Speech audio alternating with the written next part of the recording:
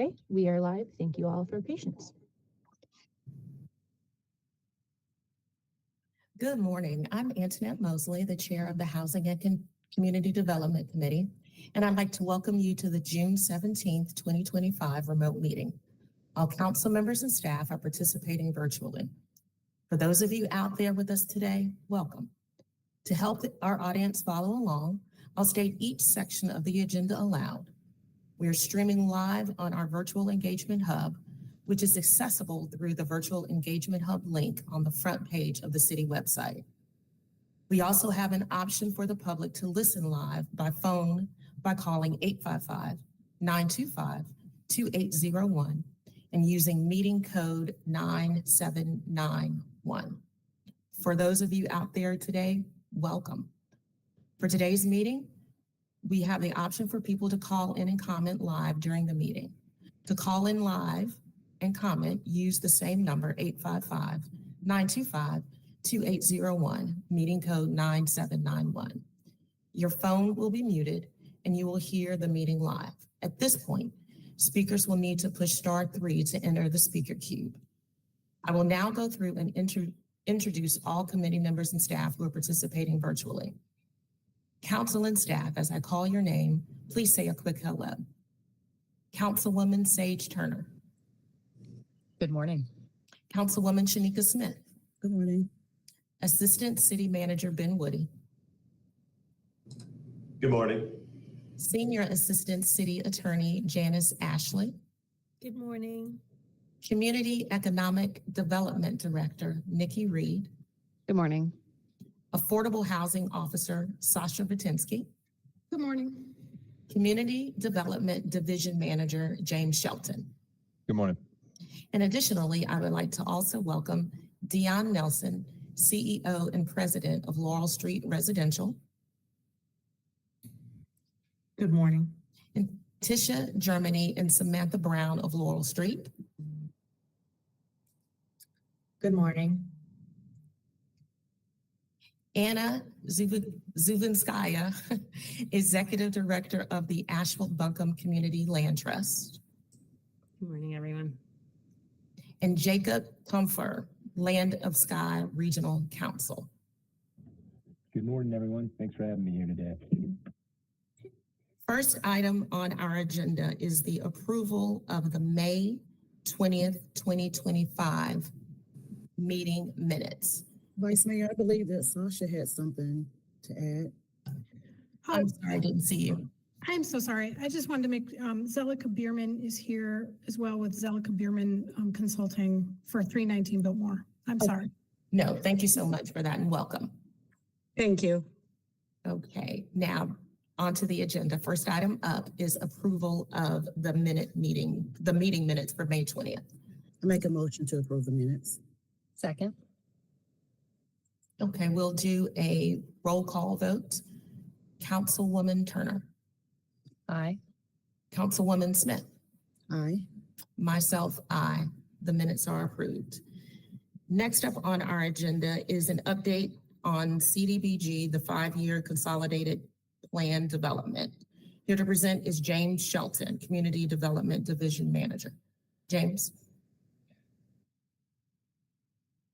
Thank you, Councilwoman Mosley. I'm actually going to hand it off to my colleague, Jacob Comfer from Land of Sky to present on the consolidated plan. Thank you. Thank you. Yeah, happy to take it from here. Thank you, James, and thanks everyone for being here again today. I'm going to try to share my screen. Last time I did Google Meet, my presentation didn't show up, so if you guys can just let me know if you see it, that'd be great.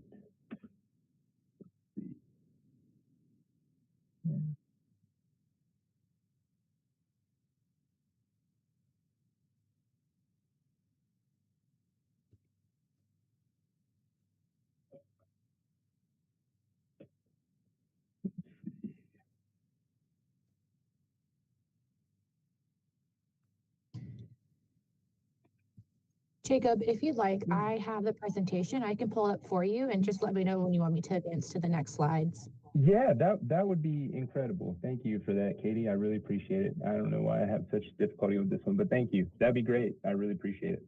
Yeah, no worries. Just one moment. Katie, I've actually got the updated one he sent this morning, if you don't mind. Okay, let me just take this off one moment. There you go, James, all yours. Thank you.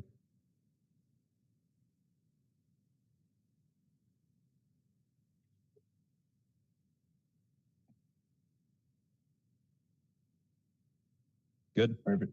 Awesome. Thank you, James. I appreciate that.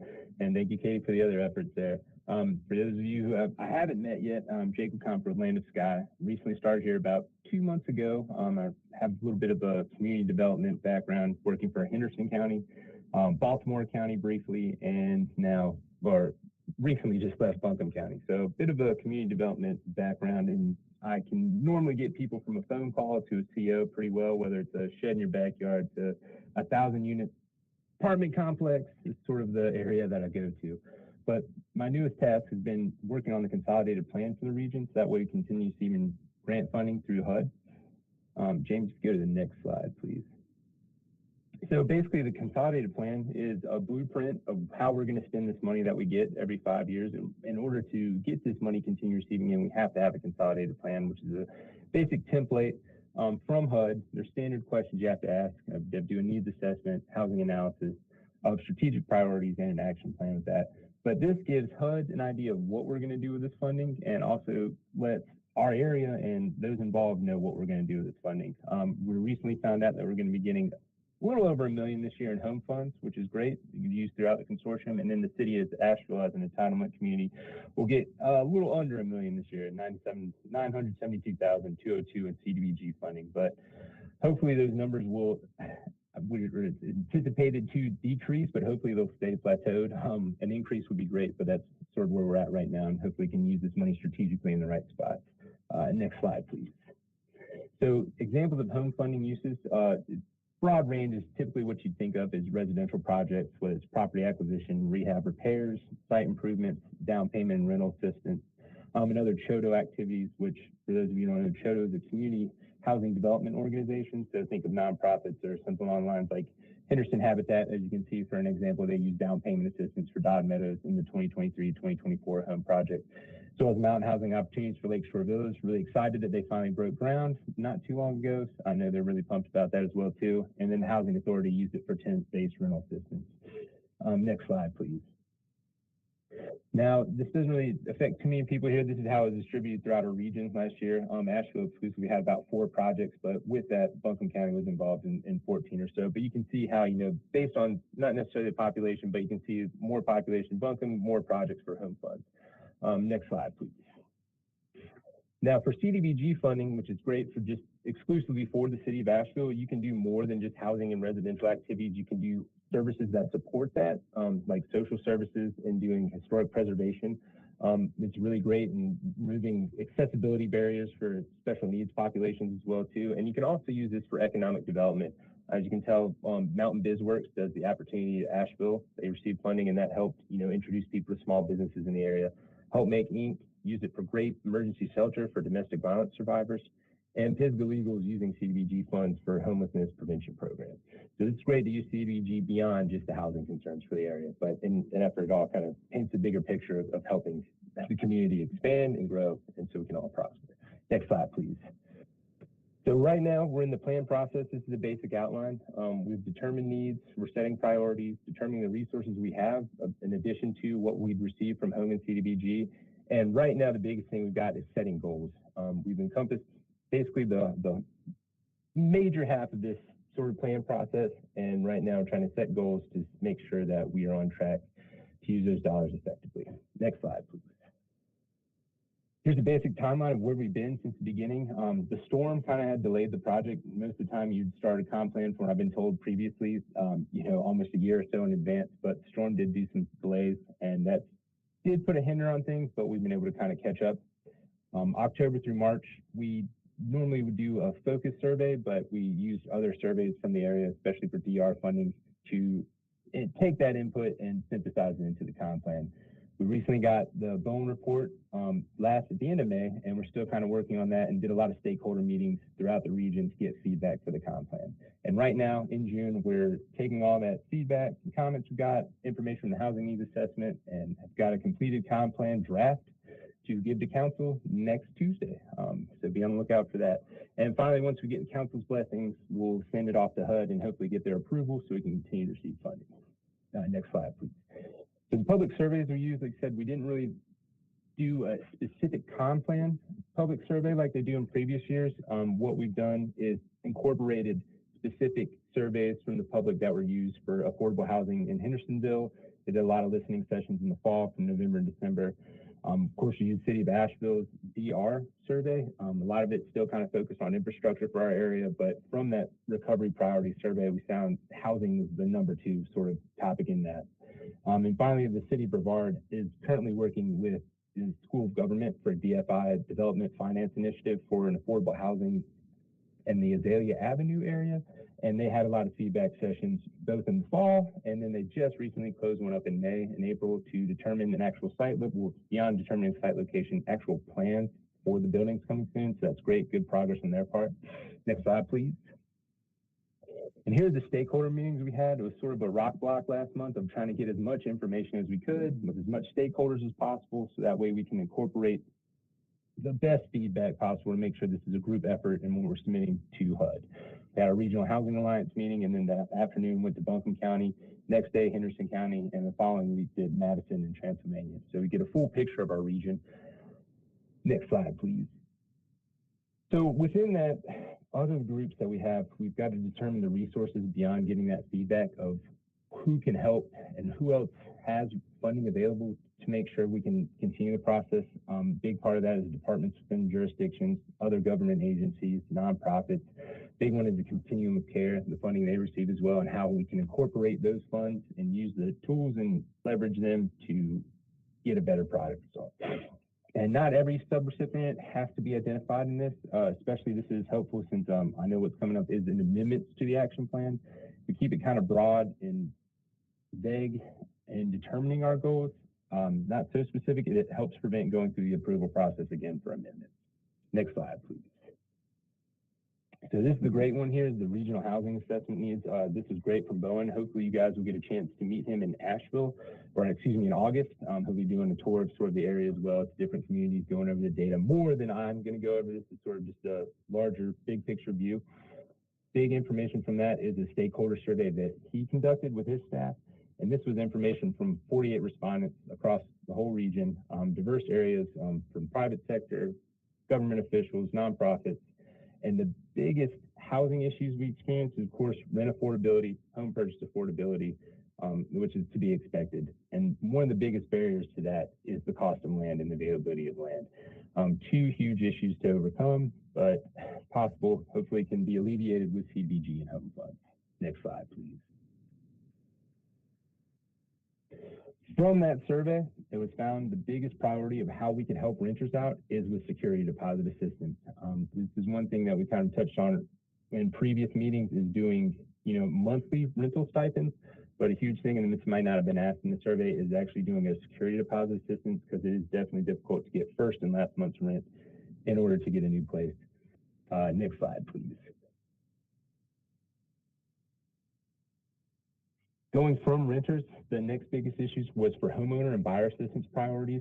Big one there, it's sort of with the security deposit, similar in a down payment assistance program, but also another huge priority within that from over half the respondents was home repair assistance. So both of these were preserving and rehabbing the housing stock we have of the naturally occurring affordable housing, or the NOAAs as it's called.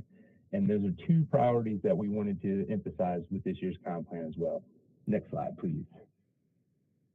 From that same survey, you can tell, and just barely, because there's still a considerable gap of units in our area, but from those respondents, it was clear that repairing and renovating, rehabbing our existing housing is more of a priority than adding new units, but just barely. Still need as many new units as we can get, because there's a considerable gap in all sorts of housing, but it's for single family, multifamily, still a huge gap, but with the limited CDBG and home funds we have, it seems there's more of a emphasis and more bang for your buck, if you will, of doing repair and rehabbing existing housing stock. Next slide, please. From that same report, there's recommendations of sort of along that same line of just setting realistic short-term goals on what we can do with those funds to preserve the housing we have and possibly develop new units. reassess our existing programs that we have with, as you mentioned, or as I showed you earlier, with the home funds, the CDBG, how we can maximize those and leverage them for more opportunities, and then explore other programs that might not be in place. But all of it's still kind of focusing on preserving our existing housing and possibly developing new units. Next slide, please. So from those recommendations, here are the priorities from the COM plan, last 5 years consolidated plan. And what was identified there is high needs with special needs housing, and then also services that support affordable housing. But what we've seen now is maybe a shift towards what was once a low priority, is to promote home ownership and with down payment assistance and preserve our existing houses. So it's not necessarily a nudge, but it seems like the trend is to switch these from low priorities to higher priorities in the upcoming COM plan. Next slide, please. So with that information we've got, the public hearing will be next week. Hopefully City Council will approve. Fingers crossed we get the blessing from you guys to submit it to HUD and hopefully have everything to them by July 13th and set for the next 5 years of funding. And happy to answer any questions you guys have now. Council, any questions? Just a comment. The Home Consortium met last week and really had a thorough conversation about this topic and went through some of the Bowen report. Happy to answer any questions.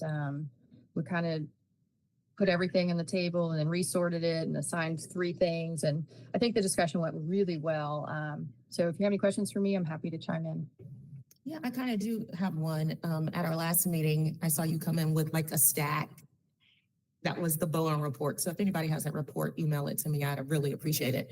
I heard you mentioning something like there was no affordable housing or no units available at the time. So 0% vacancy in affordable units.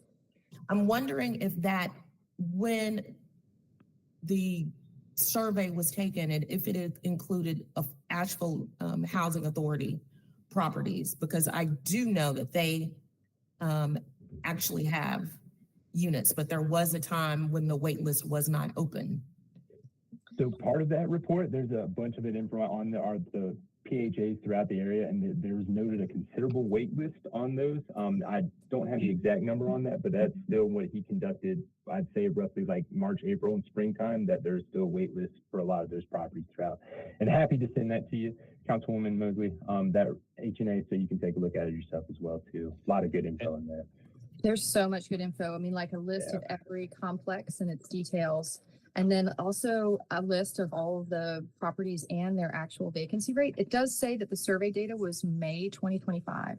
I assume when you get these, you're going to enjoy it as much as I am. We'll answer a lot of questions, but there's so much data. I feel like we got more in this study than we usually get. Okay, I'm looking forward to that. And I was also happy to see emphasis on home repair. So I'm really happy to see that. Any other? Oh, go ahead. No, go ahead. That's specific to folks that are kind of already in the need of home repair. It is not Helene damage repair, just to separate, because with so much that happened with Helene, there is significant funding for storm-related home repair. And this is for those folks that didn't necessarily have storm repair or storm damage. This is just, you know, they're kind of in their own little area of stuck because there's so much rescue money, but it doesn't help them. And I'm assuming this is 80% AMI or lower. Okay. Okay. Thank you. Anyone else have any more questions for Jacob? Thank you so much, Jacob. No, thank you guys for having me here. Thank you. And I'd be happy to send that report to you ASAP. I appreciate that. Thank you. Thank you. Now, council will move to the next item on our agenda, which is CDBG funding recommendations, consideration of funding recommendations for the annual CDBG cycle of funding. James, you're up again. James Shelton. Thanks, and I won't be handing it off to Jacob. Just want to say thanks again, Jacob, and all the team at Land of Sky Regional Council for helping us with our consolidated plan, as well as from Bowen Research for helping us with our housing needs assessment that's completed. It's a touchstone piece of data and understanding for not just the city of Asheville, but for our entire region. It's got really great housing data, but also economic data too, that we're really excited to share that with our partners here in the city, but also in Buncombe County and across the consortium area. But for me, I'll be presenting on our CDBG funding recommendations. Katie, we can roll the next one, please. So y'all are aware, each year we get an entitlement grant from the Department of Housing and Urban Development. We are estimating $1,037,202 in available grant funding for this coming year. We launched an application cycle earlier this year where we received 15 applications for 1.3 million. We tend to see an excess demand for applications, so we have to be strategic and make difficult decisions as to which applications and projects get funded and at what level. So today we are seeking this committee's referral of what Jacob just presented on the 5-year consolidated plan, the 2025 CDBG annual action plan funding recommendations as well as a few substantial amendments to be further reviewed by City Council for final submission to HUD. Next slide.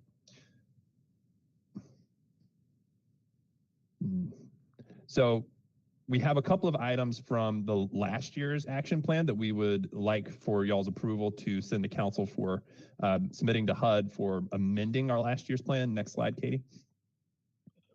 So it's a couple of projects that were included in the plan last year that we didn't have a clear way of moving forward those projects, and they just haven't come to fruition.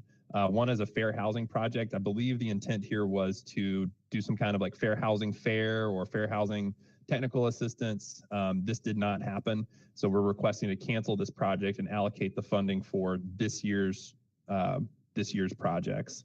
Another is a project for technical assistance. This was $24,000 that was set aside for this project. Technical assistance for using CDBG is really the scope of being able to use it for technical assistance is pretty narrow unless it's rolled within a specific project. So we're proposing to cancel the project and roll that funding into Homeward Bound's coordinated entry project so that they can bring on contracted services to improve their program delivery for coordinated entry. So you see that as the third proposed amendment here is to add $24,000 for a new budget line item for contracted services to this project for Homeward Bound from last year for coordinated entry. Any questions on that? Thank you. Next slide, please. So let's talk about next year's or this coming year's CDBG funding. We received notice from HUD a few weeks ago that our grant for CDBG this year would be $972,202. We're expecting to get about $50,000 in program income this year. This is funding that comes back to us as a result of investments that we've made in prior years, either through loans or through property that we own that generates lease income. So we're anticipating about 50 grand there.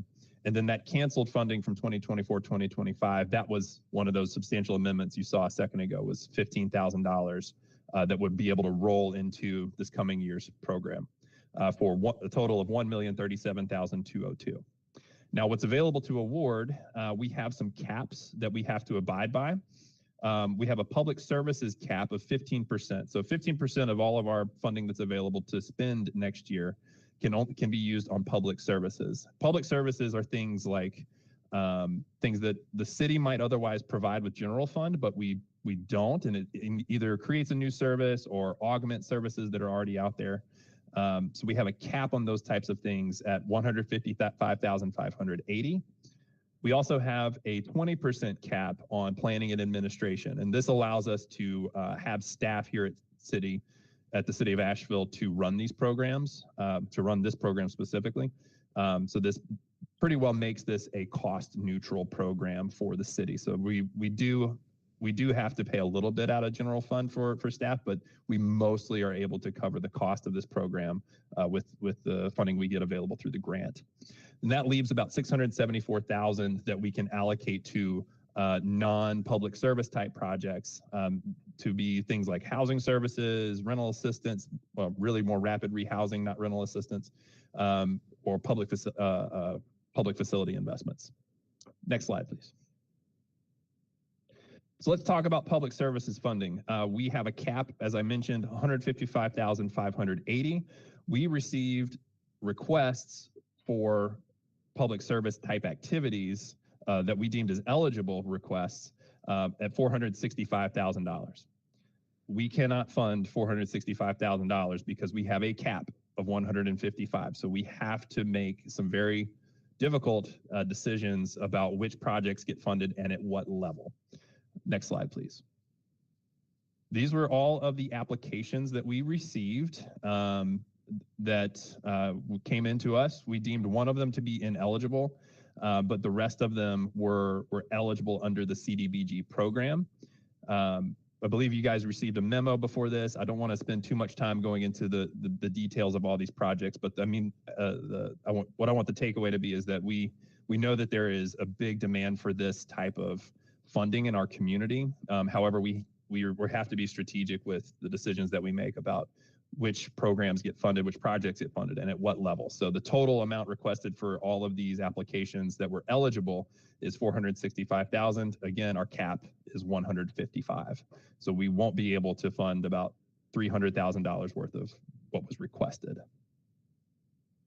Next slide. So that leaves our non-public service type activities. We received requests of $548,000 for these types of activities. We have $674,000 available within our program. So we are pretty comfortable with the requests here and being able to fund them. Next slide, please. So these were all of the applications that we received. We deemed 2 to be ineligible under the CDBG program, with 4 being eligible, which leaves a total requested amount of $548,364, which leaves, it leaves us some room underneath that to be able to have some funding for contingency, but also be able to fund these at their requested amount. Next slide, please.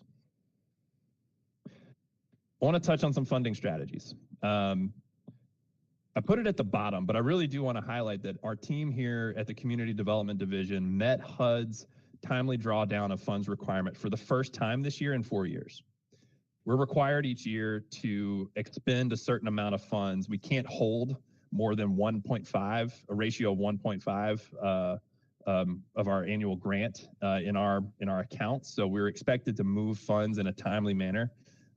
For 3 years running, we had not met that, but we were able to meet that this year for the first time in 4 years. So we're super proud of our team here for being able to accomplish that. And moving forward, our recommendations for funding strategies will be to follow these items here that we've listed.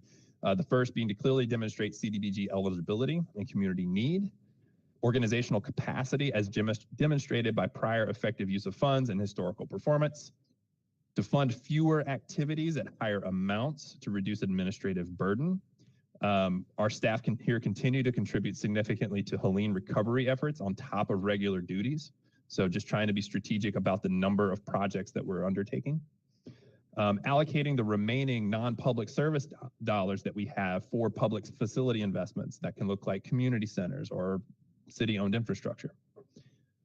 Maintaining a strategic cushion below the 15% public services cap so that we can be very sure we're going to meet HUD's requirements around public services, and then maintaining that 20% for planning and administration that's necessary to manage the CDBG program.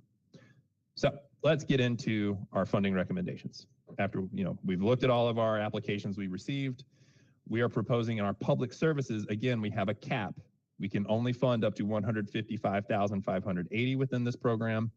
We're proposing to fund 4 projects, the Spark Foundation, On Track, Pisgah Legal, and Helpmate Emergency Shelter. Funding these 4 at less than what they requested for a total public service funding amount of $135,000.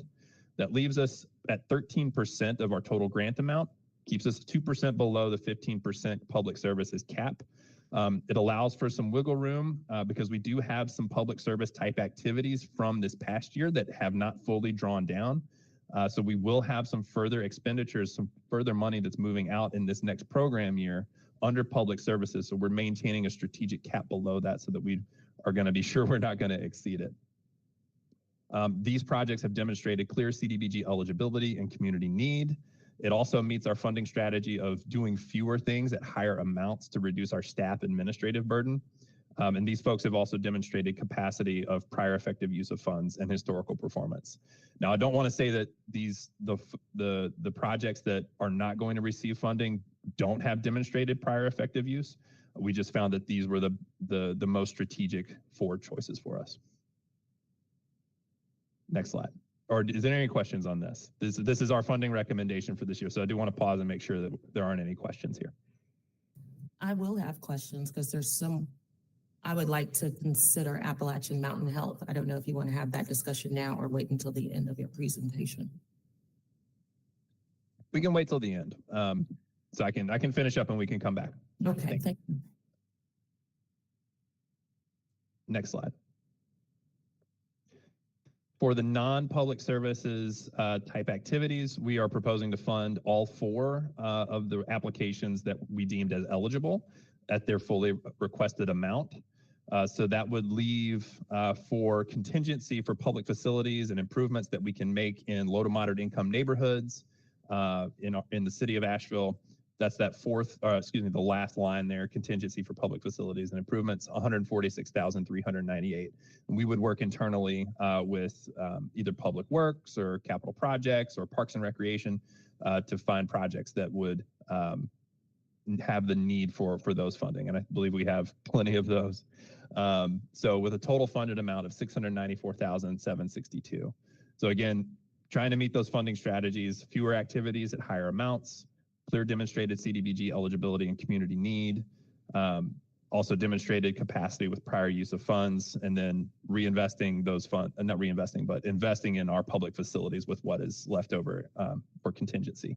So Helpmate, Homeward Bound of Western North Carolina, Mountain BizWorks, Safe Shelter, and then City of Asheville for public facilities. Next slide. I may want to pause there because I do want to maybe take your questions, Councilwoman Mosley, because I just want to briefly talk about, Councilwoman Turner was mentioning a minute ago, the Asheville Regional Housing Consortium approved and recommended the funding for the home program. So I do want to touch on that, but maybe we want to pause real quick and talk about the CDBG funding real quick before we move to that. Sure, and it'd be helpful for me if you go back to the public services funding recommendation slide. So I'll start by saying I really like all of the ones that you are recommending for funding. When I saw Appalachian Mountain Health, immediately I thought, oh, this is a new one. But I do recall in the immediate aftermath of the storm, seeing their mobile units out and about. And so I contacted the executive director to get more information about the program. She told me that the 87,000 plus request was not the be all and end all. I asked her, could the program move forward with a lesser amount? And she said yes. She informed me that this particular mobile unit has been underway for the past 3 years, that they provide dental and health care to folks living at Compass Point and throughout the city. So I'm interested in seeing what they can do. It always strikes me when we say a demonstrated ability or prior effective use of funds. How does an organization get or demonstrate an ability if we don't give them the ability to demonstrate that ability? So I just wanted to throw that out there to my colleagues. What I will say, there was something kind of troubling that she said to me, because when I spoke to her, she informed me that she believes her grant officer told her that they'd already received a denial letter from the city. So can you look into that and see if that is so? Because I haven't voted on anything. So I don't know that we know who's going to be denied. But I did want to open it up to colleagues to see if they would consider Appalachian Mountain Health, or if we're wedded to what's being presented to us. Yeah, Sage, go right ahead. I just kind of want to echo your sentiment about how do we build capacity in the community and build relationships with previous partners if we're not taking on new. Like when I see Haywood Street on here, I'm okay with them not being funded for this because I know we are working with them and help them fund other areas. But that's how they became a community partner, right? Because we took a risk. So I'm curious to hear more. And I know this is at 13% right now and can be 15%. So just kind of sharing an echo of, is there something more we could do here? I appreciate the extra context too. I hope they didn't get a denial letter, so I'd like to hear that answer as well.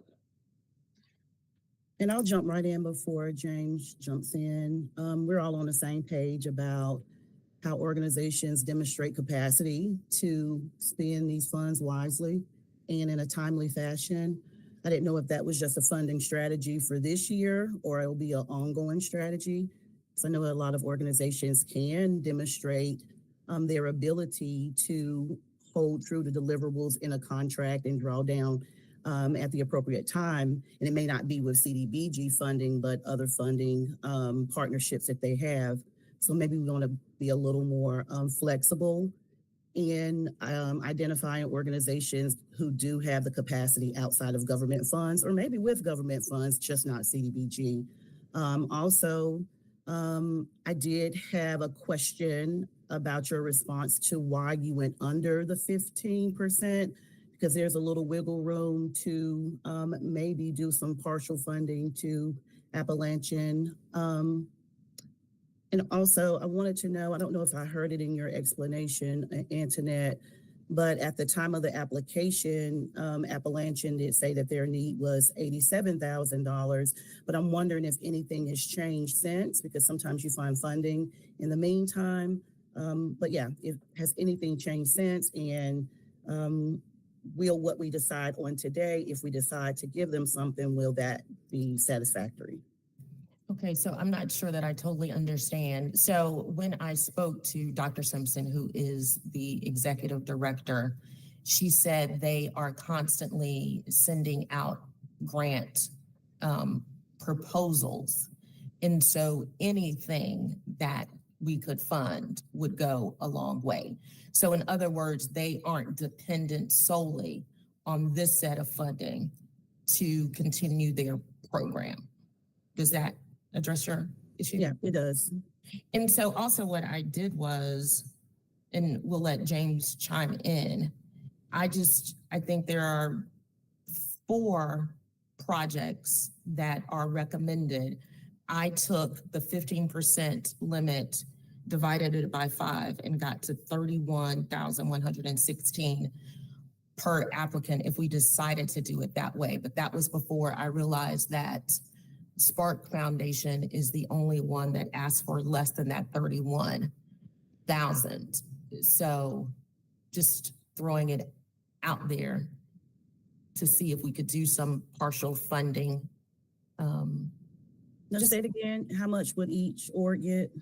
So if we divided it evenly amongst 5 organizations instead of the 4 that are recommended, if we kept to the 15% cap, that would mean each organization would qualify for $31,116. However, or in addition, when I did that calculation, I did not realize that Spark Foundation had only requested for all practical purposes, $25,000. And I don't know if then we would take the $25,000 request out of the 155 and then divide the remaining, whatever that number is, by 4. I guess I could do that right now and come up with a number, but I'm just throwing out ideas. Yeah, if I could chime in real quick, that Please. One of our funding strategies is to maintain below that 15%, keep a strategic cushion, because we do have expenditures that are going to come in this program year that will be public service type expenditures that have not, so we have contracts from last year that have not been fully drawn down, that they'll be coming for us to reimburse them in this coming program year. So maintaining keeping us below that 155,000 is a strategy so that we don't exceed that, because we're going to have more funding that should all these projects fully expend their funds, which is our full intent, that they should expend all their funds within the program year. We have a risk that we may exceed that public services cap.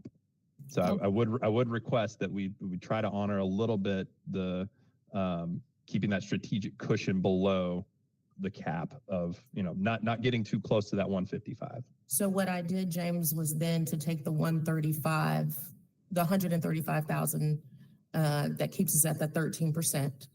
And then I divided that equally amongst 5 applicants, and that results in 27,000 for each. But then, that's significantly lower than what 3 of the 4 currently recommended organizations have requested. Again, council, are we in agreement that we want to at least do something initially with Appalachian Mountain Health? I'm doing a little math on my end here as well. Because if the answer to that is no, then. I mean, the answer to that is yes, but I just don't know how. Okay. I have an idea. Yeah. I'm just doing some math, sorry, I'm looking this way, my spreadsheet's over here. So if we did 20,000 for Spark, if we did 30,000 for literacy, for On Track, and we did 35,000 for Fiscal Legal. Wait, I'm sorry, 20 for Spark, 30 for On Track, 35 for PISGA, 40 for Helpmate, then we can at least get 10,000 for Appalachian Mountain Health. And I didn't just pull those numbers from anywhere. I'm kind of looking at percentages of their ask. That gets everyone to around 60% or higher of their ask, except for Appalachian Mountain. But it at least is like a $1,000 a month kind of infusion. And then, I'm liking that notion, Sage, because even with that amount, that helps them next year to be able to say they've demonstrated a capacity to use their funds effectively. I don't know. What do you think about that, Councilwoman Smith? Oh, I'll have a question for James in a minute too. Oh, well, sorry, if you need to ask that question. Well, I just wanted to clarify. So when we get to the non-public services, and then that's where our 20% admin comes in. If we don't use the 20%, because sometimes we do 15, that money still can't become public service money, can it? Right? The cap is 15, and our admin money can't layer into it. Is that correct? It's 15% of total expenditures. Yeah.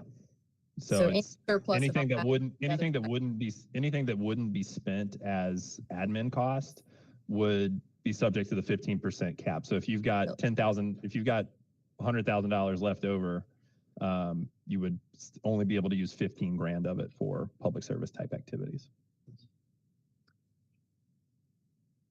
And it's based on total. Different than what I was asking. Okay. It's based on total expenditures for the year. All of this is really estimates, because everything is really going to be like, maybe we'll see some program income from projects come in, that we weren't expecting to see. That happens frequently. We may see a significant decrease in program income due to unforeseen who knows what. But we want to make sure that we're being a little bit safe with how much we're saying we could do, and keeping that contingency, saying, well, if we receive more, it goes into that contingency bucket. Okay. I guess the problem I'm experiencing now is the same one we experience every time. There's so many good organizations, and we can never fund everybody to the extent that they need, that we just never can. I've never seen it happen. So I support trying to weave some Appalachian Mountain Health into the programming. I do like the idea of, $1,000 a month, $12,000 to get them through the year. But I say that not having seen the application, their budgets, or anything. Yeah, I think I'm stuck at the 13% because I believe in other years we've capped it at 15. I don't really understand your explanation about leaving that wiggle room because of past awards? That doesn't make sense. It seems like there are two different pockets of money. It's based on expenditures. So no matter what decisions you make in any year's action plan, this division has had a significant problem over the last 4 or 5 years of getting money spent.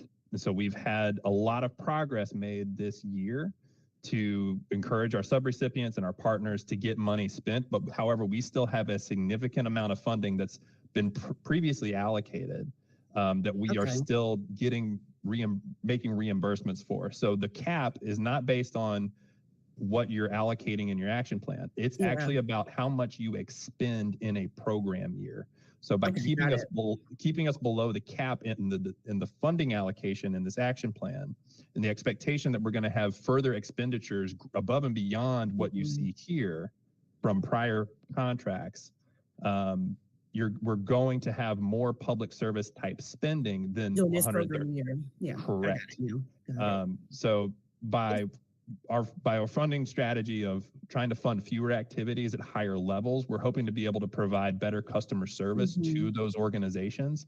And I understand y'all wanting to give organizations an opportunity. We actually do have another organization that has not previously participated in CDBG program, and that's Safe Shelter. They're proposing for doing some investments in their shelter so that they can expand their bed capacity. And they're a new participant.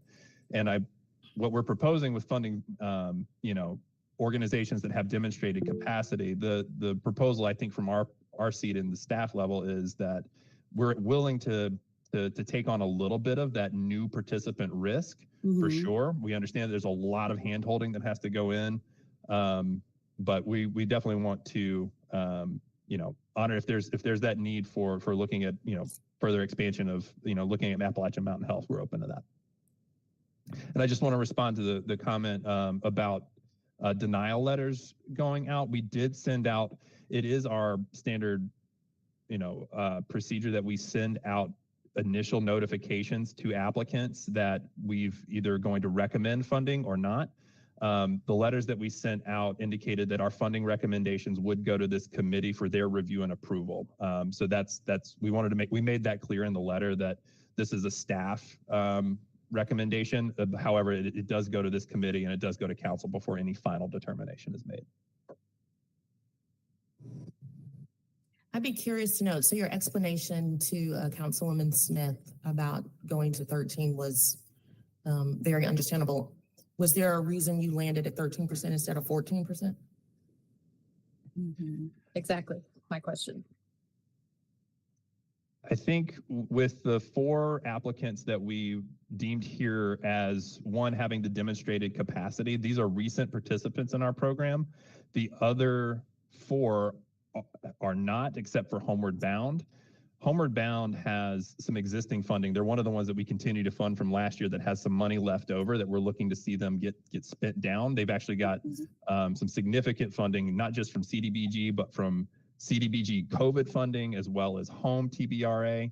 But that's one of the reasons that we recommended not to fund them this year. They are, however, being funded with our non-public service for their rapid rehousing program. So they're not completely excluded from this funding. However, the 4 that we're recommending to fund here do have recent demonstrated experience of using these funds and being strong partners. So from the past awardees who have not spent down, what amount are we talking about? Oh, I to tell you off the top of my head, I don't know, but I will tell you that when I came into this position 3 weeks before the storm, we had a ratio in our office of grant to unexpended funds of close to 2. So we were sitting on about twice as much money than we were pretty much what we were supposed to be sitting on. So we've had significant turnover here over the last 4 or 5 years. We have contracts that, just haven't been fully drawn down. And that's just, there's a plethora of reasons for that. But with the funding strategies that we're proposing in this year's cycle and moving forward, we're hoping to be able to be much more efficient with the staff that we have and working with partners and also bringing on new partners to build, that new capacity in our community at a very risk tolerant, taking our risk tolerance as well.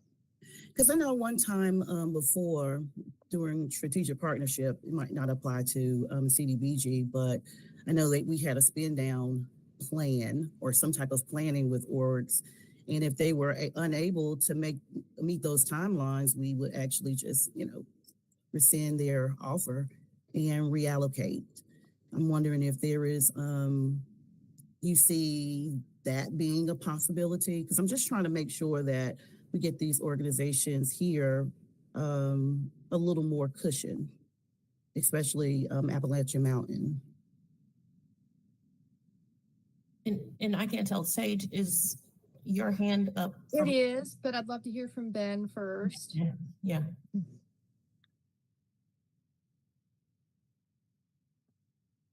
Did Ben go You're on away? mute.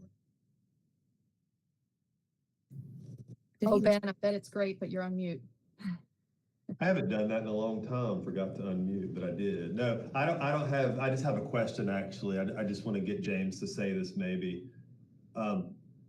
So, talking about the cushion, James, the 1 or 2% you're trying to hold back for other things, how much is that 1 or 2% actually, what does that convert to in terms of dollar amount we're talking about? Because what if we went to 14%? It's 20 Yeah, grand. what is that See it there. 1%? If we did that, what does that 1% add into this bucket of funding amount? I'm not doing 10,000. that right, I don't think, but. I didn't hear 10,000. 10. See the first bullet point, it says the public service cap of 155. So it looks like another percent would be 10,000, which is kind of close to what we're saying for Appalachian. So my pointed question was, if we went to 14, James, would you panic? And then we could keep what you've proposed here and give 10 to Appalachian. And then one other, thank you, I should have been able to do that basic math, but one other consideration, maybe, and I don't know how to, but James, I'd like you to articulate this, or Nikki. So if we were to try to, so the committee wants to bring on Appalachian Mountain Health, which I think makes a lot of sense, trying to build more capacity. Is there an approach where for this first year, there's maybe some limited amount of funding that's made available, but with that, the staff can then work with that nonprofit on how to successfully use these funds? Maybe there's some way we can help with the learning curve initially to bring them along. And I'd like James or Nikki to maybe expand upon that thought if that makes sense. Maybe there's something in the middle of what we're discussing between staff and the committee. And also, if I'm being honest, I don't know that this is such a crazy learning curve for them because they frequently get funded from the county. It's a well-established organization. I just think they're new to us. And so at one point, Safe Shelter was new to us, perhaps new to this particular funding source, but we've funded them before. And so to me, they're not a new entity, right? Yeah, and that may be the case. I don't know enough about the organization, so you may be absolutely correct, Councilman Mosley, that they've done CDBG funding type stuff before. So I just offer that as a suggestion. So I'll mute and let y'all continue. Well, and if I may, I feel like both here and in the home consortium meeting, I heard a clear objective from our staff, which I'm trying to also keep on my mind, which is some of them are also new to this process, and there's a lot happening. And they were pointed in trying to bring us fewer partners that they could execute well. So I'm sensitive to that, and I'm sensitive to the idea that we would say, yes, please do Appalachian Mountain Health, but then also walk them through it, because I feel like maybe what James is really saying here is we need to execute. We're really proud that we finally got money expended for the first time in 4 years properly, and we want to stick with that. So I'd love to bring in Appalachian Mountain Health. I'm a little wary of making staff have to do more things to bring them on, because I know that's maybe counter to what they're trying to do. Yeah, the one thing I would say is, whether it's a $100,000 contract or a $10,000 contract, it's still the same amount of work to actually get the contract put together, executed. And if they're drawing, $1,000 a month, that's the same amount of work, not exactly, but we still have a similar administrative burden, whether it's a $10,000 contract or a $100,000 contract. Obviously, that's there is more work to be done on a $100,000 request, but that is part of our strategy, is to fund those fewer activities to give us the bandwidth to be able to work with these partners and build them up, while also taking into our program as a whole new partners. And I understand that with Safe Shelter, I'm also new here, so them being a new partner is new to me, but that's new. I didn't know that they had previously participated. It's good to know. James, how do you feel about 14%? It gives me a little heartburn, just because of the amount of public service type contract that we still have outstanding with our program. It's potentially doable. I would say that we would want to make darn sure that on the next slide, when we look at the contingency that we have, that we get all of that funding spent down in a timely manner this year. So making sure that it's going into public facilities quickly and with clear objectives, so that we're not sitting on that for a too long amount of time. Sage, how do you feel about 14%? I think it's okay based on our past experience of doing 15, but I'm also really trying to be cautious of overwhelming our staff during such an overwhelming time while also matching community needs. So I feel like I'm comfortable with 14 unless James was just like, oh my God, I can't do this. It is not I will say it is not my recommendation, but we'll follow your recommendation. Oh, that's hard. And that's why we're not saying 15. Can I just ask a quick question? Like, what happens if we exceed the 15, James? What's the impact? It comes out of city coffers. Anything that exceeds the 15% will come out of city general fund. We'll have to pay it back to HUD pretty much. So it's protecting our general fund. The risk is not great because any dollar amount over it, like, is it going to be $10,000? Or, how much does it have to come out of general fund? That is the risk that we're protecting against, is having to, if we exceed that cap, that money goes back to the federal government. After it's already left city coffers and gone to the partner, we can either seek to reclaim it from them, which I'd really rather not do, or it's going to come out of city general fund. And that's the risk. So council, just so you know, I don't feel strongly or have a preference for 13 or 14. What are you thinking, Councilwoman Smith? Do you have a preference for the cap? James said something. He said if we went to 14% here, then contingency on the next slide or the next funding decision, we would have to almost guarantee that. So it's kind of up to us to make the good decisions at the next funding decision if we want to go to 14. I feel okay with going to 14, but I do see some angst with staff, and maybe there's something that maybe we don't see in this conversation that they are anticipating. The thing that we're anticipating is the further expenditures that are coming from contracts that we still have out there. The cap is all about how much money is spent in a program year. It's not how much is allocated in an action plan like we're proposing today. It's how much money actually leaves our accounts that gets as part of the calculation. So we're expecting more money than you see here to be spent, and we have excessive public service type contracts sitting out there. So keeping us underneath the 15% cap here, it is allowing us not to get too close to risking, exceeding it. Yeah, Ben. I don't have I just want to flag for this committee, maybe, ultimately you don't necessarily have to you're not making this decision today. You're just going to provide a recommendation to full council. So as you work through this, certainly if you want to go in a different direction than the staff recommendation, I think that's okay. I think James is doing his job in advising y'all, but certainly you could do that, and we still have a little bit of time. We still have to go to full council and kind of extend this discussion for the 7-member board. So I know y'all know that, but I just want to flag that as, we still got a little bit, and we have an agenda briefing Thursday that will have the full body. We'll have another opportunity then to maybe have some discussion about this as well. Sage, can you give the numbers again using the 13% calculation? Is it just two of the current recommended organizations that will essentially get $5,000 less each? Well, kind of, I did some percentages of their ask because I'm trying to, interpret, what's too little to be functional.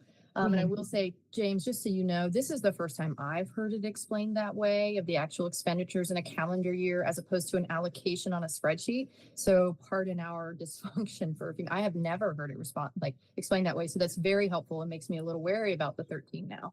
So maybe going back to the numbers, like Antoinette just asked, it would be 20,000 for Spark, 28,000 for On Track, 37,000 for Pisgah Legal, 38,000 for Helpmate, 12,000 for Appalachian Mountain Health. These are kind of sporadic feeling, but they diminished some capacity for some, but kept Spark at 20 because it was already below the average ask. And I don't have any, I can't tell you if that means a program does or doesn't work at one of these agencies. This is just random math. I make a motion to approve what she suggested. Okay. I'll second that. Okay.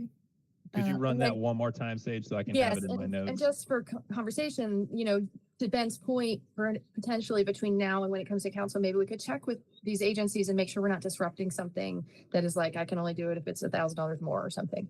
So that's 20,000 to Spark, 28,000 to On Track, 37,000 to Pisgah Legal, 38,000 to Helpmate, 12,000 to Appalachian Mountain Health. There is a little background in there because when we went through some of the money we've doled out in other areas that wasn't this funding, we did help Pisgah substantially, I think $500,000. We did help Helpmate $2 million.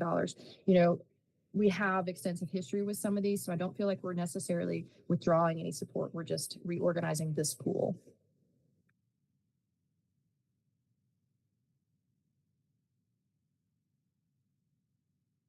What was the Helpmate amount? I apologize.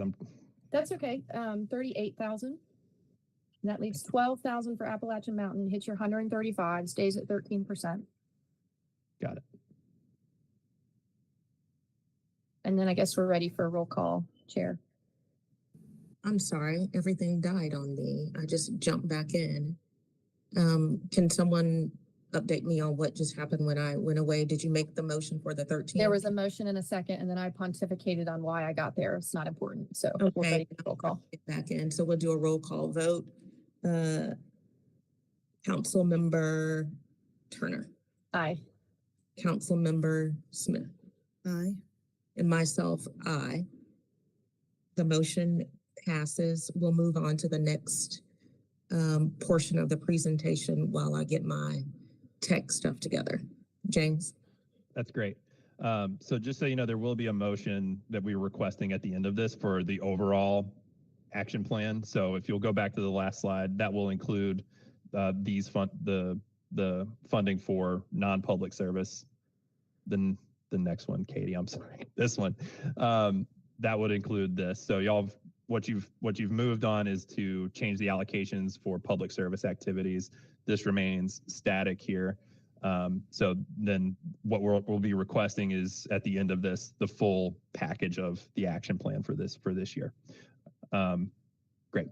The next slide, I just want to touch real quick on our home program. We have already met with the Regional Housing Consortium twice to talk through this year's funding. And with the last consortium meeting 2 weeks ago, we came away with some funding recommendations, and with their approval, we're bringing that to City Council. It is part of our action plan. With the consortium being the kind of the governing body for the home program, we're really just coming to y'all with informational sharing, but this is part of the action plan that we'll bring to City Council. So next slide, please. And I'll try to move quickly through this. So this is our home program funding, $1 million we got this year. We've got some projects that rescinded some funding. We have some uncommitted program income. There's those caps again for different types of things, but we can roll to the next thing. We've got 1.4 million available pretty much to allocate this year moving forward. We have some substantial amendments that will come to council. These have already been voted on and approved by the Regional Housing Consortium. These are to cancel a project and move the funding to another and move funding into this year's programming, Also changing the activity type for the Asheville Buncombe Community Land Trust, which you'll be hearing more from later on a separate project, but changing their project activity to be only for home repair. Nothing changing with the funding, just changing what the types of things that we are funding with our home program for them. Next slide. So this is it. So the Asheville Regional Housing Consortium has approved the below funding recommendations. The first item, CHODO, that's a community housing development organization. We're allowed to use 5% to help support community housing development nonprofits. So taking that, making sure that we're providing that support to folks who are doing community housing development, setting aside our 10% for planning and admin. This is a different percentage from CDBG, just to make that clear. Home program, different funding percentage. But here, the actual programs that we will implement will be tenant-based rental assistance funded at $300,000, and that can be used for security deposits, monthly rent, as well as utility assistance. A down payment assistance program to help first-time home buyers purchase a home funded at $400,000, and then a homeowner rehabilitation program to help people who were not affected by the storm do home rehab. So we're looking to the state's CDBG DR program to do Helene recovery efforts for folks who had storm-related damage. And we also understand that there is a big backlog of home repair and rehab that needs to happen on folks that were not necessarily impacted by the storm. So we're funding that at $587,000. So that's 3 programs. And just to be clear, the home program operates in city limits and across the whole consortium area of 4 counties from Madison, Buncombe, Henderson, Transylvania. So this is a consortium-wide program that we're the presiding jurisdiction for. We're the responsible entity. Next slide.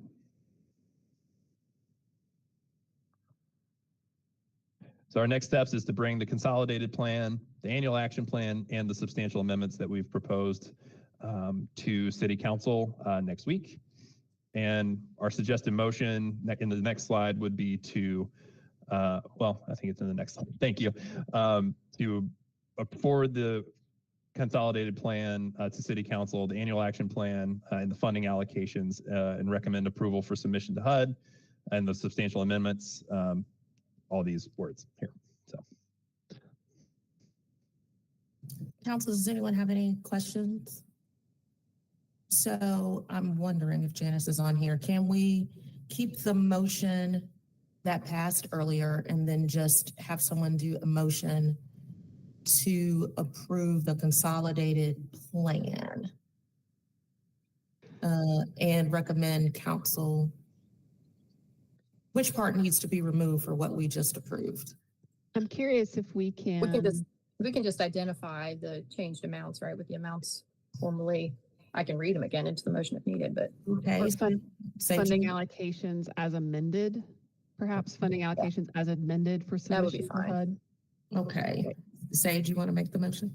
Sure. I recommend City Council approval of the 2025-2029 consolidated plan for submission to HUD and the fiscal year 2025-2026 CDBG annual action plan and funding allocations as previously noted for submission to HUD. Recommend City Council approval of substantial amendments for submission to HUD. Recommend authorizing the city manager to sign all necessary documents to this effect, and recommend approval of the associated budget amendments.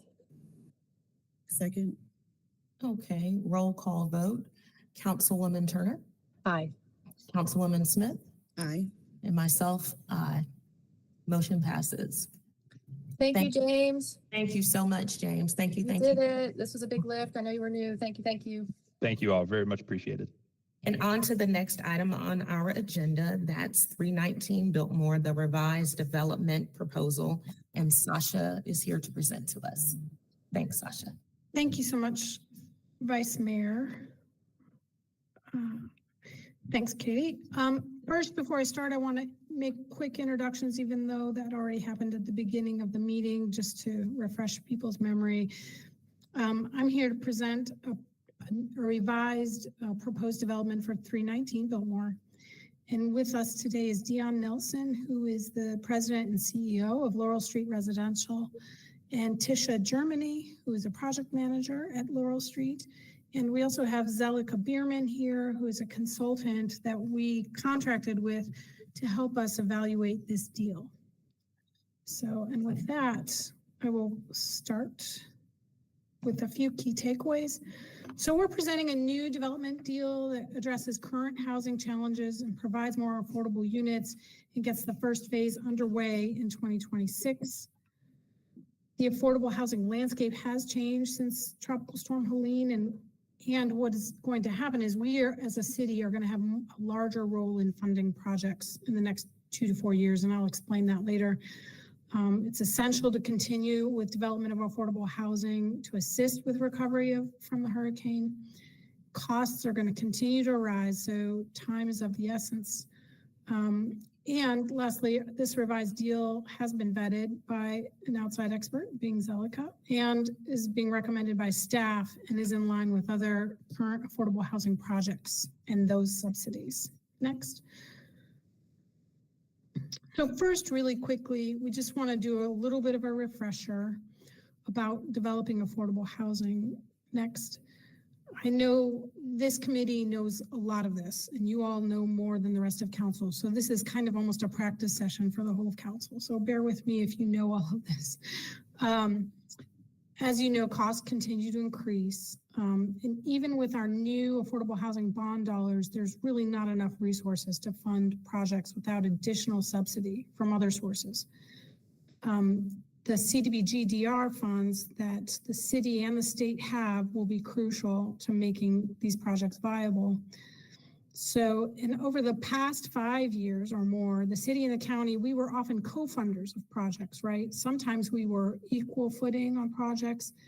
Sometimes we had a little bit more. In some cases, the county took a much larger role than the city. Buncombe County has expended about 3/4 of their bond funds. And we don't know for sure, but they do have some remaining funds, but they also have several projects of their own. They will probably use those funds for. And their current new city county budget that just got passed or is about to be passed does not have additional dollars for affordable housing. They usually fund several $1 million out of their general fund every year. So that change in their role combined with our DR funds means that the source of subsidy and decision-making is going to shift more to city council and the city for a large part. So we'll also include state for projects, including starting later this year, moving forward. And lastly, we've put together a comparison of projects to understand the role of public dollars for you and how do we make these projects come to fruition. Next. So generally speaking, public subsidies are usually between 10 and 20% of a project's total cost. 4% light tax credit projects require a lot more public subsidy than 9% because they get less money from the tax credits. Tax credit deals for 9% today are usually 50 units or less. So sometimes we get asked the question, well, why can't you just do a 9%? You'll get more money. Those really are for smaller projects now. Affordable housing developers have to find multiple sources of funding to create a capital stack that allows the projects to pencil. Lenders are require a certain amount of cash flow, debt coverage, and the developer has to keep reserves for how, the project over time to make sure it's a good, healthy living environment. And I don't want to read all of these to you all verbatim, but obviously developers need a rate of return and need to be able to make a profit for the risks they take. So next. So really quickly, we did a comparison of some other projects that some you are very familiar with. You've seen 3 of these 4, and we compared, how much the total development cost was, how much public funding they got, and then as a percentage. So you can see that 4% projects in this chart tend to get 20% or a little bit more of public funding in that mix. Cox Avenue, which is the first column here, has not actually been, the deal hasn't been signed, but These are the numbers that were brought to Buncombe County a couple of weeks ago. I've been talking with county staff about them. These estimates, it's important to note, do not include county land as a part of the subsidy. And it also does not include taxes. So the contemplation here is that it will may likely be a tax exempt project. So the funding the gap that's been identified is approximately almost $17 million for that project. They're estimating the county would do 9.8 of that. And so there's a remaining $7 million of gap funding that project will need to find from other sources. 206 units. It is, as you know, right downtown across from the transit center. So it's an urban context, and those tend to be higher cost to develop. And it's both a 4% and a 9% project. Next.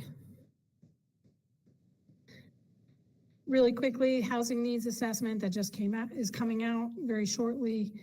Vacancy rates continue to be an issue. For market rate units, it's gotten better. So a healthy rate is between 4% and 6% vacancy. For tax credit and government subsidy units here, they're both below 2%. And the units counted as government subsidy are, 0.2%, 0.2%. If that makes sense. So extremely low, extremely hard to get into those units. Those units are for folks at 50% AMI and below is how that's calculated. Next.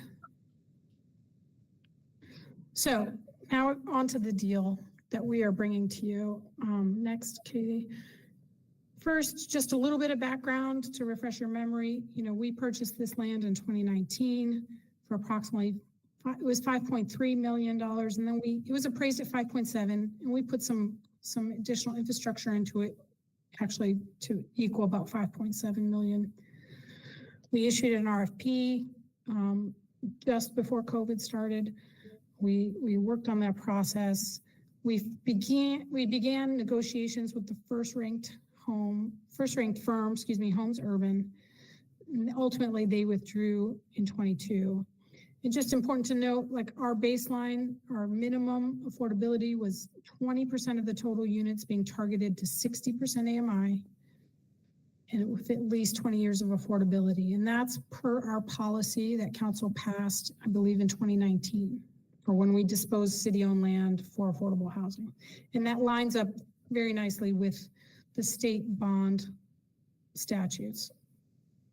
Next, for spending bond funds. In February of 22, we began negotiations with Laurel Street Residential. In August, council approved resolution for 221 unit development with 66 units. The following year, you all approved a conditional zoning request. And in January of 24, Laurel Street actually applied for funding from the county, which was not approved. And during this whole time, they were going through technical review. And this past year, just before the storm, we started negotiations to see how we could improve this project and actually make it happen. Next. Laurel Street, as you may know, they have over 14 years of experience of developing high quality affordable housing. They've developed, 4,500 units in the Southeast, and they have an additional over 1,000 units under construction. And they are a key partner for municipalities collaborating to provide, wide range of housing focused on community need. And these are some pictures of a recent development in Charlotte that would be similar to what we could expect here. Next. So here's the project proposal summary. For the entire project, it's still 221 units, which is what was approved originally. I've put a map here on the right that shows phase 1 and phase 2. These are addressed now as John Walker Boulevard. So when you see the staff report or the staff report for council, just understand that we're still kind of calling it 319 because that's what we understand it as a history, but it's really 3 and 4 John Walker Avenue. So phase 1 is 109 units with 33 project-based vouchers. Phase 2 would be 112 units, and it would be a 4% tax credit development. brought together these two projects, 73% of all the units would be affordable, 162 units, and 29% of those serve those at 30% AMI and over and below. So the original proposal, it was 30% of the units were affordable. So we've more than doubled that, about almost 2.5 times that. Also, for the entire project, there would be a ground lease of up to 99 years, minimum 75 years. We're still working on those details with Laurel Street. A 40-year affordability period. And at the end of that ground lease, the land and buildings would come back to the city. So for phase one, Laurel Street's requesting a $3 million housing trust fund loan. This would be partially from the current balance of the housing trust fund, and some funds would come out of the new bond. They're requesting up to $100,000 a year in tax grant, and they would look to start construction early next year. So that is, so I'll stop there because I'll talk about it more in a minute. Phase two, there's an anticipated $7 million gap that would be filled by other sources. So it might be city DR funding or state DR funding. They are requesting a tax grant, really almost like an exemption. I don't usually say it that way, but no HTF funds for phase two. And they would be able to start construction in late 2026. They'd have to get through the tax credit application and approval process, and that's why it would take longer. Next. So this is just really quickly the income distribution for phase one and phase two. So 30%, 60%, and 80% units, and 27% of the units being at market rate in the first phase. Next. So the timeline here is we would, if this is approved by council next week, we would work on getting them kind of the assurances that they need this month to move ahead. They need to do some changes with architectural drawings to reduce the costs. They would start applying for permits, and we'd work towards a closing in February and then getting under construction as soon as possible, with the units being complete in Q3 or Q4 of next year. Phase two, it's similar, except there's the LIHTC application process. If it's possible, they would love to apply before, in this October. There's, the end of September, you can still kind of apply for the 4%, but it's likely if that couldn't be met, they would apply in January. And so then units would be starting under construction late next year. And they will be, as I said before, looking for other sources of the gap funding. Next. So going back to that project comparison that I showed you before, when we add it in, it's in line with the other four, larger 4% projects, similar or lower cost per unit, and a similar percentage of public subsidy needed overall. So without the land, the subsidy per unit is $61,728. And that's per affordable unit. So next. So the most comparable project really is Cox Avenue here. So this estimate of 15.7 million for the public funding gap includes the land that we have paid for. If you take that out, all the percentages go down. So, and the Cox Avenue, again, does not include the land as a comparison.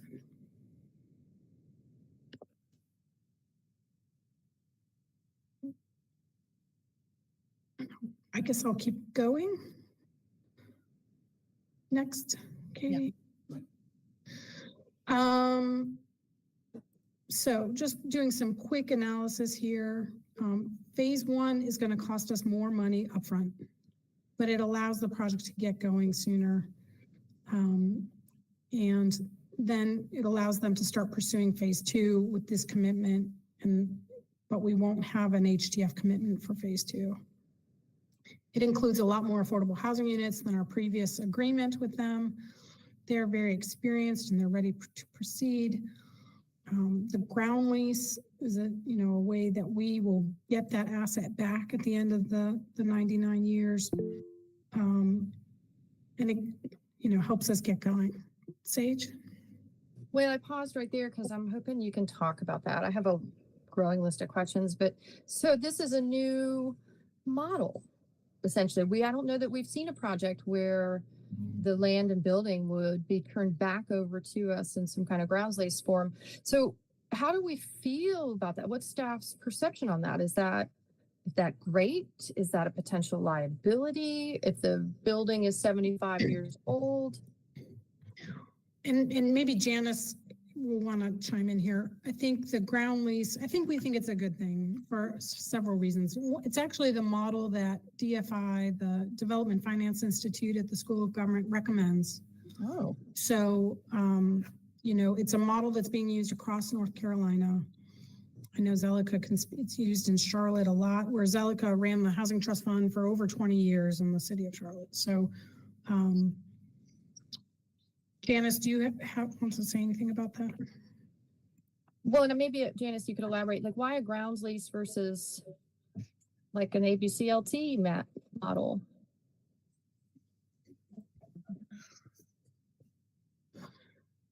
I'll I share think that. from a financing perspective, Janice, you're muted. Yeah. ABCLT actually does a ground lease to their buyers. So it's just when we funded them and then they purchased properties, but then they put a ground lease on it to their sellers. What's interesting here is that in the past, you remember 360 Hilliard, that was our affordable housing development. That was not tax credits, not a typical affordable housing developer, but they did build it for affordable housing. Originally, they were going to do a ground lease. And we, the city, thought that was preferable because yes, you might get the buildings in the future. And maybe you say, oh, is there a liability because they're not in a certain condition? The lease is going to require that they're kept in a certain condition. And then we will have, way beyond our time, the chance to get it back and renegotiate. And if it's not a need, you own the land property, the value of property, as we know, will always go up. So you could demolish the building, you could sell it for market rate, or whatever the city council at that time, whatever the length of the lease decides. And it's most likely that that they are going to be renegotiating at the end of the 40-year affordability period, because if we want to keep it affordable, they're going to probably need some subsidy. And this is what tax credit investors and investors, again, Sasha said this is a maybe at least 99 years. That's what they're used to. So I hope that explains it. Also, one thing is that you, council, have already approved the disposition of this property by sale back in August of 2022. And we don't have to change that process just because it's going to a ground lease, because ground leases that are longer than 10 years have to be treated as a sale of property, the same process. And what we advertised back then to say this, we're selling the property, had less affordable housing. As Sasha said, this proposal has 79% versus 30%. And that proposal was 30 years affordability, not 40 years, which this one is. So those are some reasons why this is probably more beneficial. I agree. And it's worked out this way. I agree. Laurel Street, I'd love to hear from you. Is this changed because the financial model of the other opportunity just didn't pencil? We're seeing that throughout the community. So I'm just kind of curious. I'll chime in, and Tisha, please add if I missed anything. Thank you all for your consideration here. The reality is the market has just changed dramatically, and time has not been our friend through these years. And as we went through the process of getting the land transfer approved and also the zoning approved, et cetera, market dynamics were moving against us. And we priced the design that we had and recognized that the numbers would not add. We pursued other subsidy to try to make the deal work, both with the county. At the time, we went to see Dogwood. They weren't doing some of the subsidy programs that they are doing today, but the deal was just breaking. And at some point, we had to figure out how to restructure it and bring it back to you. We knew we needed to make a much more substantial request, but we also knew that in good intention as a partner and understanding your goals, that if we were going to come back asking for more money, we had to figure out a way to restructure the deal so that we could offer you more as well. And we kind of cobbled together this approach to breaking the deal in two. It was always two buildings, so there was no real requirement that it had to be executed as one phase. And we really tried to say, how could we blend financing structures to both take advantage of time and continue to move the process forward, but also bring additional subsidy into the deal that would allow us to provide more affordability. Helpful. And then I think I saw a timeline. Could we go back a few slides? I just want to hear from Laurel Street about, so it looked like maybe a spring financing contract. Tisha, you want to take that one? I just want to make sure, like, do you foresee any additional hiccups with financing, or you feel like you're in good lock and step with your financer?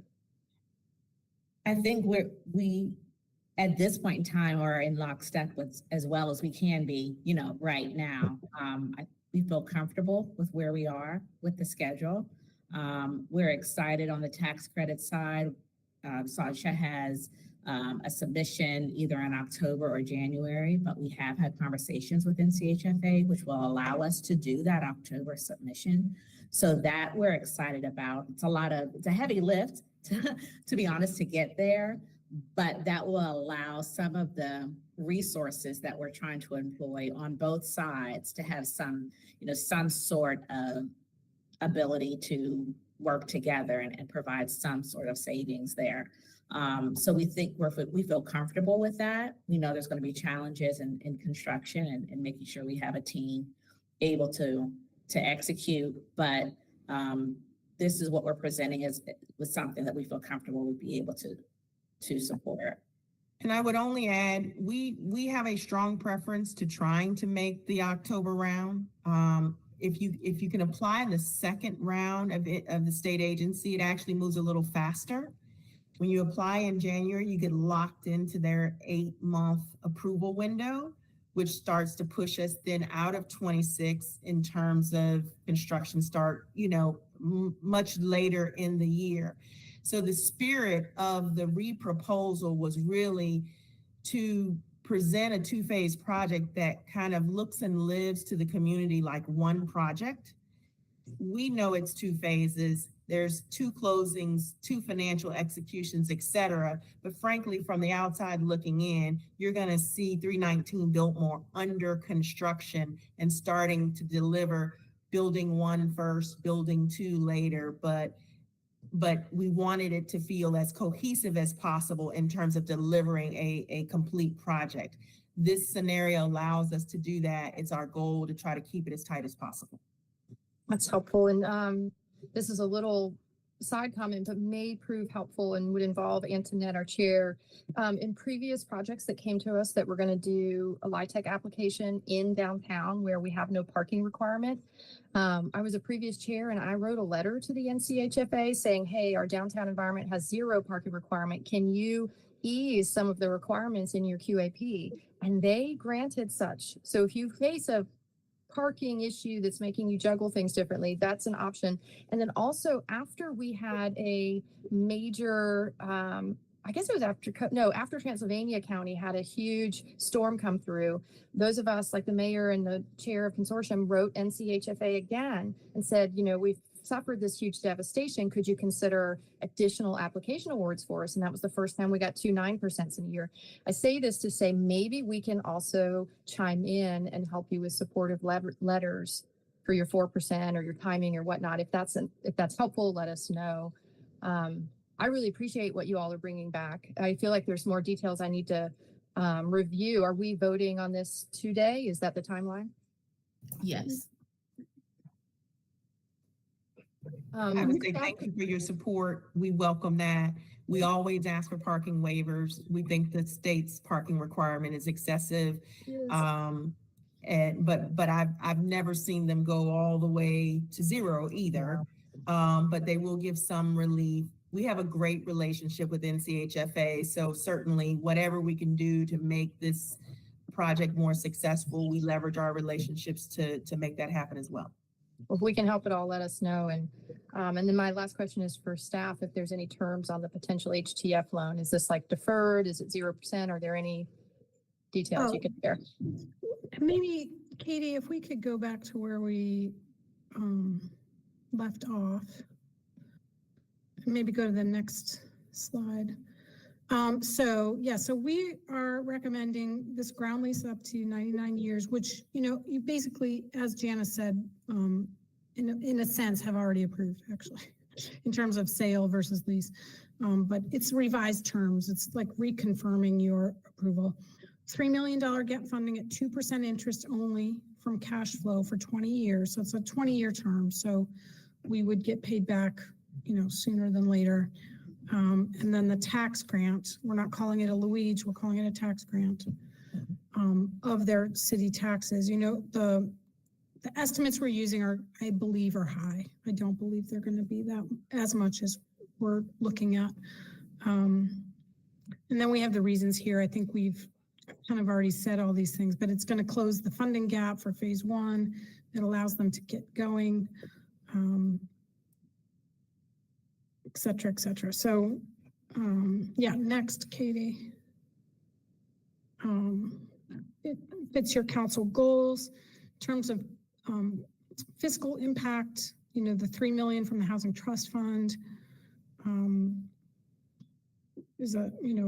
reduces that amount, the balance of the trust fund, the tax grant, and just knowing that they are going to be applying for DR funds. It's something we want to make sure we're upfront about.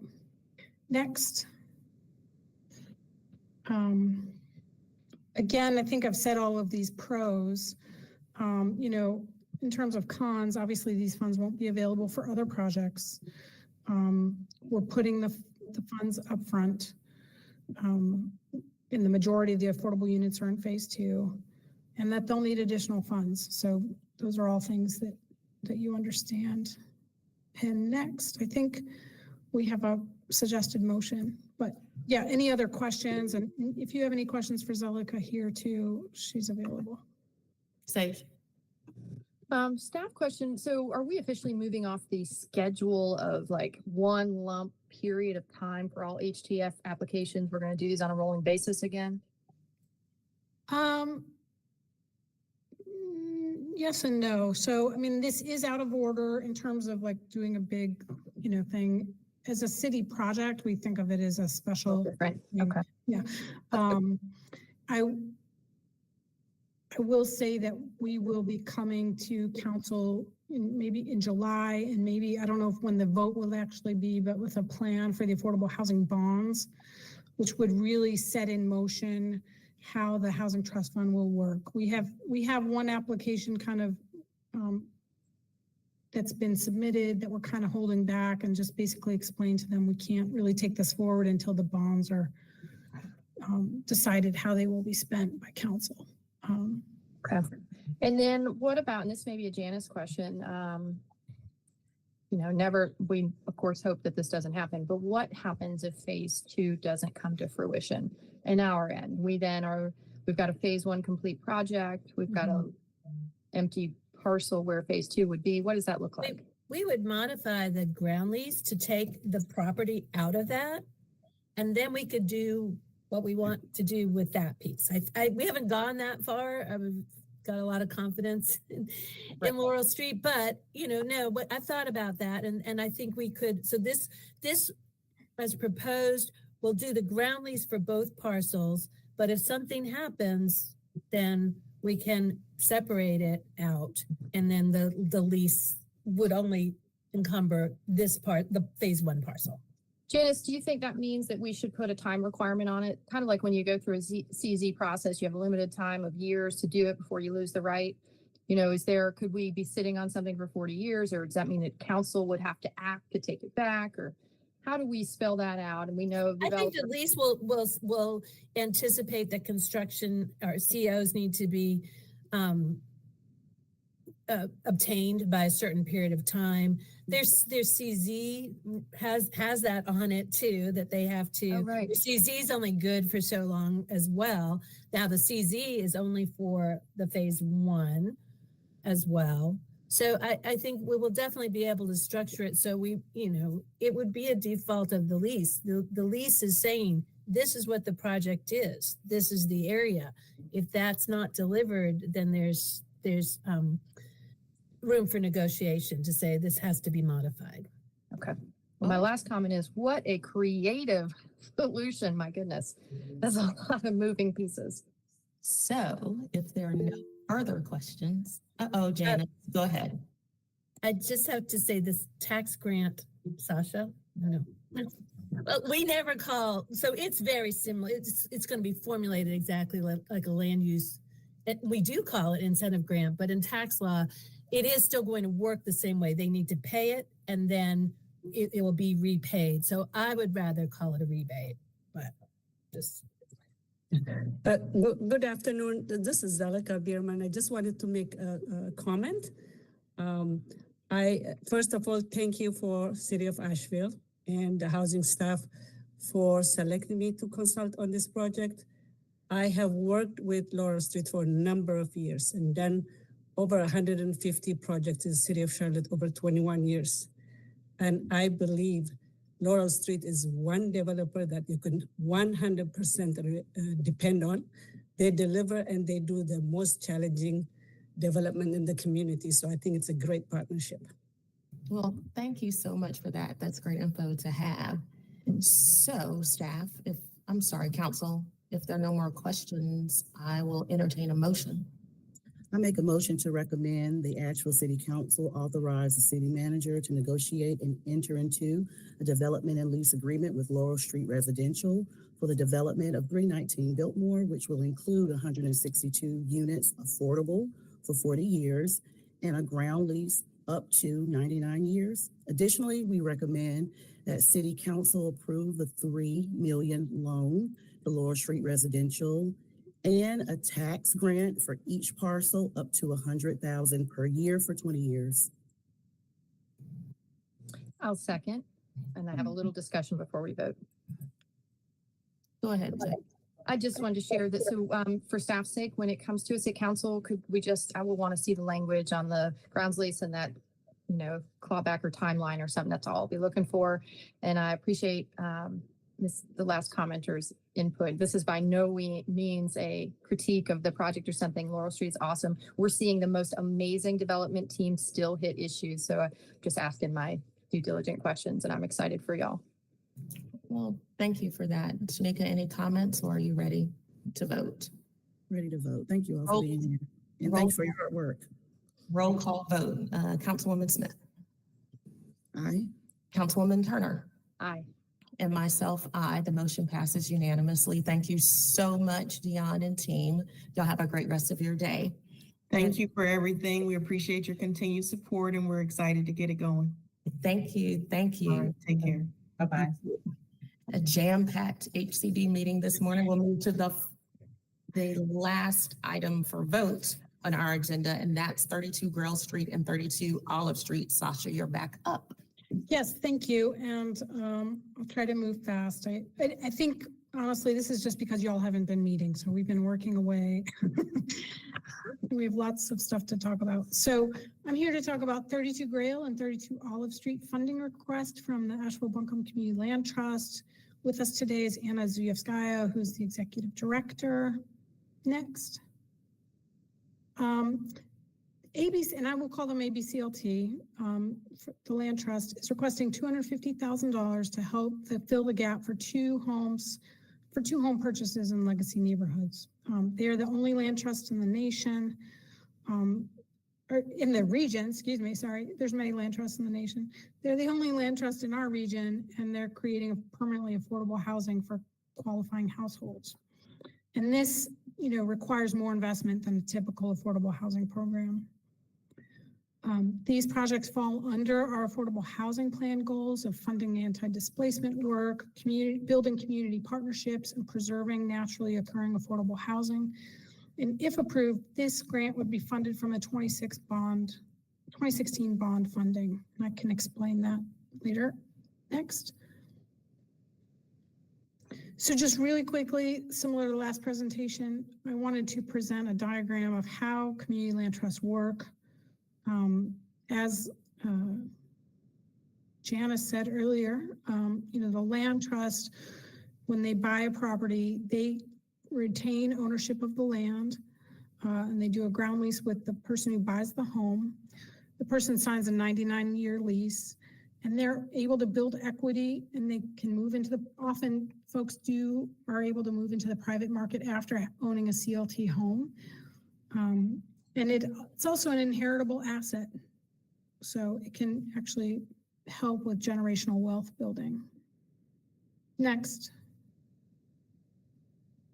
The ABCLT formed as a result of community conversations that started in 2015. In 2017, City Council allocated $1 million of the $25 million affordable housing bond to the CLT to produce affordable homes. They created a board, policies, and ultimately received their nonprofit status in 2019. In 2021, we signed an agreement with them for the $1 million of bond funds to produce 8 permanently affordable homes. And since then, ABCLT has used those funds to purchase 4 homes and 2 parcels of land. And the proceeds from those sales are recycled into future home purchases. So if they buy a property for $200,000 and they sell it, those funds that come from the buyer go back into the funds for another purchase. Next. So really quickly, I wanted to share with you, Anna provided this table showing how they've used the $1 million of the 2016 bond funds. Since we entered that agreement, home acquisition and rehabilitation costs have risen dramatically. So initially we were thinking they could produce 8 homes out of that $1 million. If you just did a, simple division, but the cost per home is much higher. And so it's forced ABCLT to use more resources for each home purchased. Next. So they're requesting $250,000 to help fill the gaps for 2 home purchases. $206,000 would be used for Grail Street and $43,500 for 32 Olive Street. Both of these homes will be sold to qualifying home buyers at very affordable prices. $200,000 for 32 Grail and $185,000 for 32 Olive Street. By the land trust policy, home buyers have to be at or below 80% AMI. However, the average income of the existing homeowners so far is 55% AMI. So they work very hard to try to get as deep affordability as they can. The Preservation Society is contributing $100,000 towards the cost of 32 Grail Street, and they are pursuing additional funds for both homes. Next. Really quickly, these are the locations. So 32 Grail is very close to Stevens Lee in East End Valley Street neighborhood, and 32 Olive Street is right behind McDowell Street in the South Side. Next. 32 Grail Street, this property along with the Cappadocia Church was bought by an Opportunity Zone investor. I believe the neighborhood found out and worked with the Preservation Society. The Preservation Society bought those 2 properties in 22, and they have been working really hard on this house to rehab it. Major repairs were needed. Next. So they worked on the foundation, I think a new HVAC system, brand new stairs that are historically accurate on the front. It's a 4-bedroom house, 2 baths, built in 1910. And, ABC, their goal has always been like to see if they could make this an affordable home. So they've been working with the CLT. The CLT would purchase it for $350,000 and sell it to a qualifying family at $200,000 with a deed restriction for permanent affordability. Next. 32 Olive Street, also a 1920s, not also, but also a historic home built in 22 in Southside. Mountain Housing Opportunities actually received this home from WNC Housing, a nonprofit that no longer exists. And so MHO is looking to sell this home and use the proceeds for their other work. So they're willing to sell this home to ABCLT for $200,000, which is below the market price. After acquiring this property, the CLT would make necessary renovations and then sell it to a qualifying family for $185,000 with a deed restriction. Next. So these are the costs and funding sources for both of these homes. The 32 Grail Street is an anomaly, I will just say. It is different than any other project we've ever seen because it costs so much to renovate that home. I don't expect to bring forward anything like this in the future that costs that much per unit, if you will. And at the same time, it is, it's a high cost, but it's an anti-displacement investment in a legacy neighborhood that was deeply impacted by urban renewal. And I'm sentimental about it. I grew up playing in that house, so. And, all of. More, Antoinette, I'm so worried about this math. Tell me more, you're what? No, I was just saying I was sentimental about it because I grew up playing in this house, but since we're short, wow. Yeah, it was a multi-generational home. I knew the great-grandparents, grandmother, the mother, my friend, my age, and now I know her daughter and her granddaughters. So anyway, sorry, Sasha. It's okay. Yeah, I mean, it is more of a, like if you would say a heart project and not a head project. Yeah, the $500,000 to rehabilitate it. Yes. Yeah. Normally, it's already done. That's like, I guess what I would say, it's already done. It's been rehabilitated. I guess what I would say is if in the normal course of business, anyone else would have torn the house down. Yeah. And it would have been a loss, right? So, and the Preservation Society is about preserving history, and the neighborhood very badly wanted to preserve this house. It's one of the few kind of more intact blocks in East End Valley Street. So, I guess my construction heart here is feeling like I hope ABCLT or whoever did $506,000 in renovation didn't get taken advantage of. Like I'm a little uncomfortable with what the numbers I'm seeing. And we did not invite Jessie Lindell from the Preservation Society. Maybe we could ask her to come to council if you want. I think they worked to really reduce their costs as much as they could. So this is really, a request for us to simply grant one homeowner a couple $100,000 because the rehab was $500,000. I'm a little uncomfortable with this one. I love the program. I want ABCLT to be doing a wonderful work. I love the maps you put up and where these houses could be saved. This math is giving me a lot of heartburn. Sage, do you have any questions for Anna? No, I feel like Anna and I have chatted on and off, and she knows I want her program to grow. I've been wondering about getting on her board. I want the ABCLT and a land banking model to work so desperately in our community. I wish we were seeing 20 homes and stuff. But so part of my concern with 32 Grail is doing that means we can't do more 32 Olives. Mm-hmm.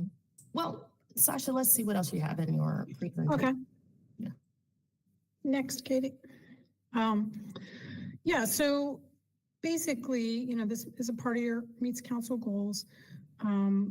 We basically would do some moving of money around. So we would fund this out of the remaining bond funds. And it would end up decreasing funds available in the Housing Trust Fund. So, leaving a balance in the HTF, and this balance would go to 319 Biltmore if it's approved, but it would leave 1.32 million in the HTF. Next. And I think all we have is pros and cons. So yeah, I think I've already said all of these. They both be permanently affordable, which does cost more. It helps, meet our goals of anti-displacement, preserving naturally occurring affordable housing, and that they were in historic homes in historic neighborhoods that lost a lot of homes through urban renewal. So, staff definitely acknowledges that 32 Grail represents a substantial investment for one unit in terms of, not so much for our cost, like in a way, 200,000 might be a reasonable investment for a home from the city for a land trust, but it's requiring a lot of other investment from other partners to make this happen. And I think, Katie, the next slide's like the suggested, a staff recommendation. And then there's a suggested motion. So can you go to the suggested motion? Sure. Sorry, Kate. Any more questions from council? If not, I'll entertain the motion. I did have one question. Funds will come from 2016 bonds. Is there like a time sensitivity with it?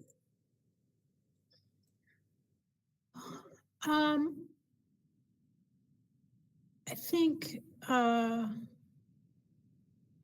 no, we're okay. Okay, I make a motion. I recommend City Council approve the $250,000 in grant to Asheville Buncombe Community Land Trust to fund the purchase of 32 Grail Street and 32 Olive Street for permanently affordable home ownership to qualifying household. Antoinette, I'm signaling that you better second this. I'll second. Roll call vote. Councilmember Smith. Aye. Councilmember Turner. Nay. Myself, aye. The motion passes 2-1. Thank you so much, and thank you, Anna. We'll move to the final item on our agenda, which is public comment. Katie, are there any callers in the queue? One moment, let me reload the site to double check.